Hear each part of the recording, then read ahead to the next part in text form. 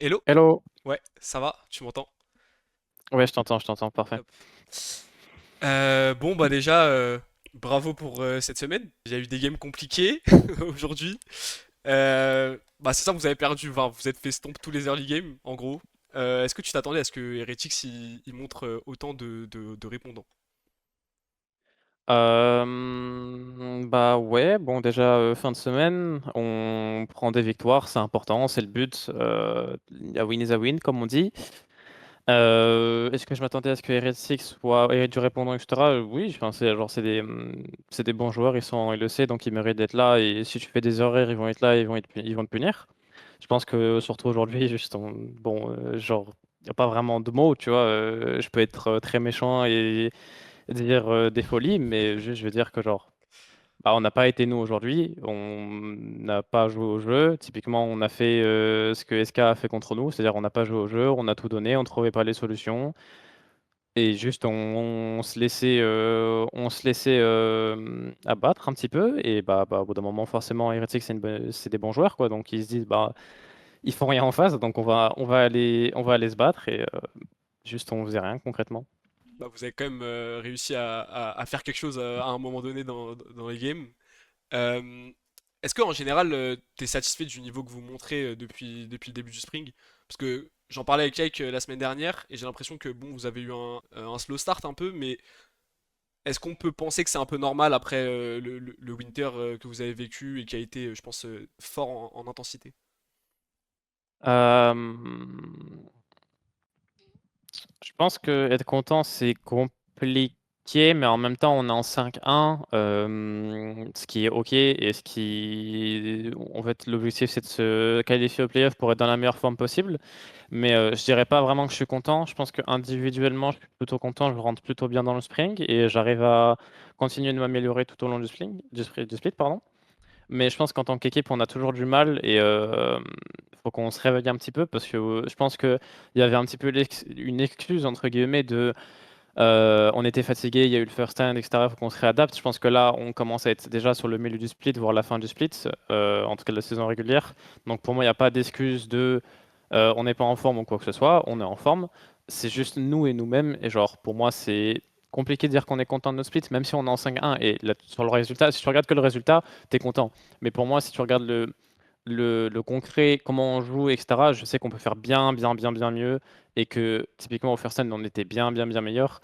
Et que genre là, vraiment, on est, je pense, à 30-40% du niveau qu'on a en first hand. Je pense que juste, il n'y a pas vraiment d'excuses. Faut qu'on se bouge un peu. Faut qu'on continue sur la lancée des victoires. Mais il faut surtout qu'on ait des victoires bah, comme SK hier, où elles sont convaincantes et on joue bien. Pas où on arrive aujourd'hui, genre on est censé honnêtement perdre, mais bon, vu qu'on est quand même de très bons joueurs, on voit les angles et on sait punir les ennemis, mais c'est pas comme ça qu'on devrait jouer et on n'est pas satisfait, bien sûr. Bah, je suis obligé de revenir sur ces 3 derniers mois, t'en as parlé un peu.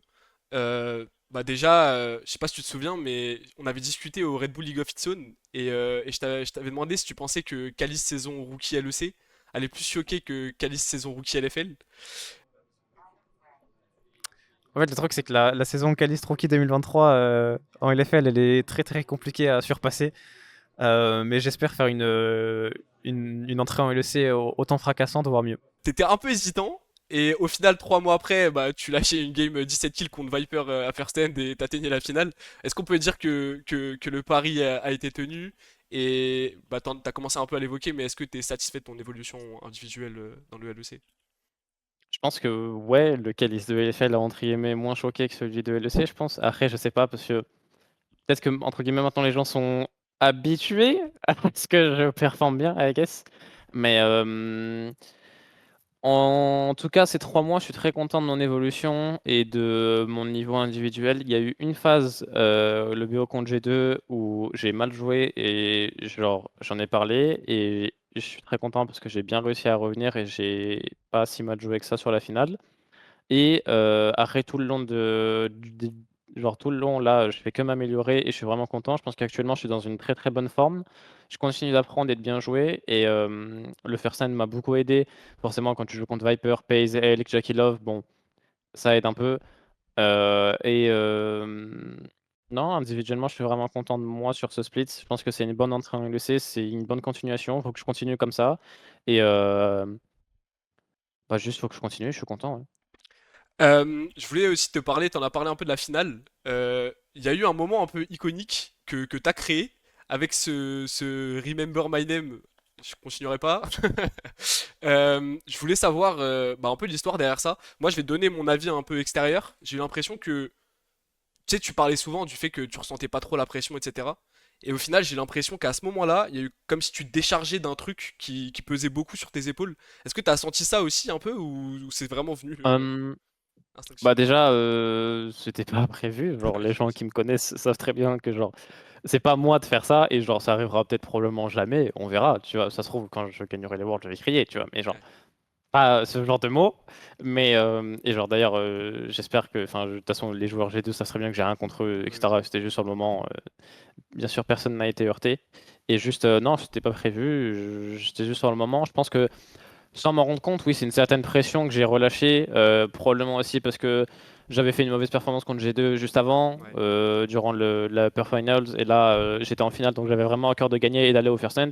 Je pense que c'était une sorte de pression que j'ai un peu relâchée, et je pense pas que ça va réarriver dans le futur, en tout cas que je crie ce genre de mots, parce que c'est pas moi, les gens qui me connaissent ne savent que genre c'est pas moi, moi je suis gentil entre guillemets, mais mais, euh, mais T'inquiète, non, c'était pas je pense que prévu, et puis c'est voilà. plus rentré dans les mémoires pour les bonnes raisons que pour les mauvaises, honnêtement. Oui, Euh, je pense aussi. Jusqu'au Spring, j'ai eu l'impression que on t'a vu plus briller sur des AD carry type utilitaire. Et depuis que vous êtes rentré de Corée, je te vois surtout briller sur des hyper carry, genre des Miss Fortune. J'ai l'impression que c'est ce que tu joues plus en tout cas, des Miss Fortune, des Kalista, des Kai'Sa. Euh, Mhm. et j'ai l'impression que c'est pas que toi, mais même toute l'équipe en général, Yai qui joue plus de carry en jungle et qui joue qui essaie de jouer sa vaille, Vladi qui a tenté les mêlées dès le retour. Est-ce qu'il y a aussi cette ambition un peu de se diversifier dans votre playstyle depuis que vous êtes rentré?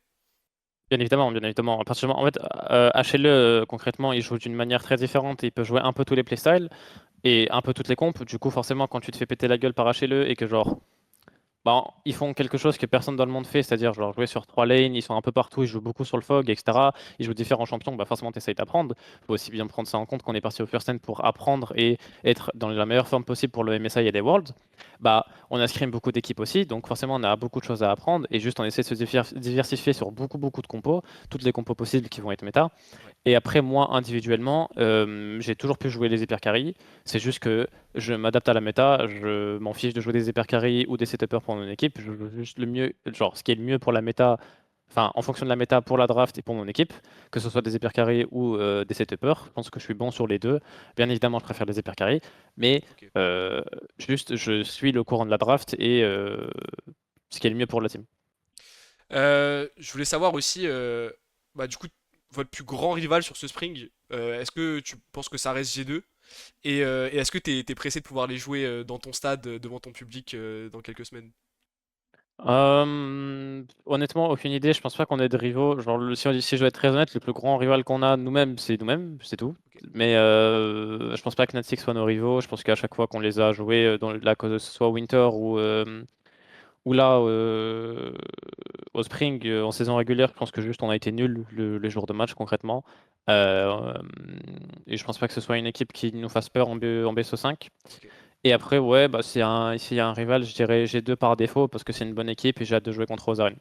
J'imagine que vous alliez au First End avec justement, comme tu as dit, cette ambition bah, d'apprendre, tu vois, et de voir ce que vous valiez à l'international. Mais maintenant que vous avez atteint la finale, enfin, si vous vous qualifiez à un MSI par exemple, j'imagine que vous aurez des ambitions différentes. Ouais, bien sûr. Bah, en fait, on est arrivé là-bas avec l'idée de d'apprendre, etc. Puis on s'est vite rendu compte qu'on n'était pas des clowns et qu'on pouvait faire quelque chose. Et surtout qu'on pouvait gagner un peu contre tout le monde si on jouait notre jeu et qu'on jouait bien. Donc à partir de là, on s'est dit, ok, on doit apprendre, mais genre, ok, à partir de là, on joue vraiment genre, à 200% pour gagner et exploser l'ennemi. Ouais. Il y a eu un petit déclic où on s'est dit, ok, on n'est vraiment pas mauvais du tout. J'imagine après les scrims contre Euh, LPL. il y a les scrims qui ont beaucoup aidé, ouais, et après surtout le BO contre TES, je pense, qui Ouais, nous bien a sûr. aidé.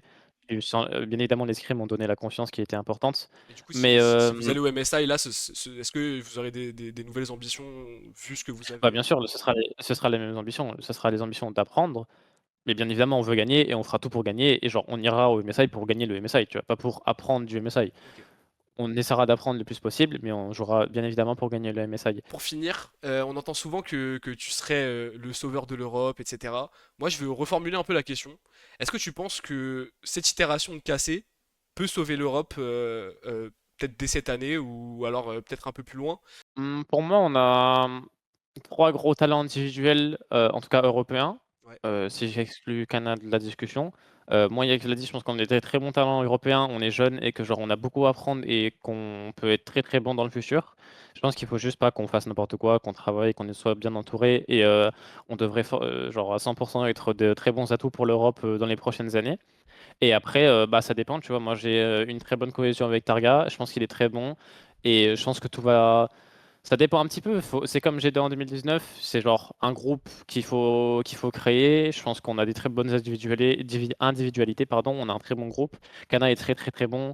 Il y rentre bien dans le groupe. Donc cette itération, je pense que oui. Je pense que, en tout cas, j'espère que c'est pas notre seule année qu'on fera ensemble, ok. parce que je pense qu'on est un très très bon groupe, qu'on est très très bon et que genre on a beaucoup à apprendre et genre on peut vraiment à 100% aller loin.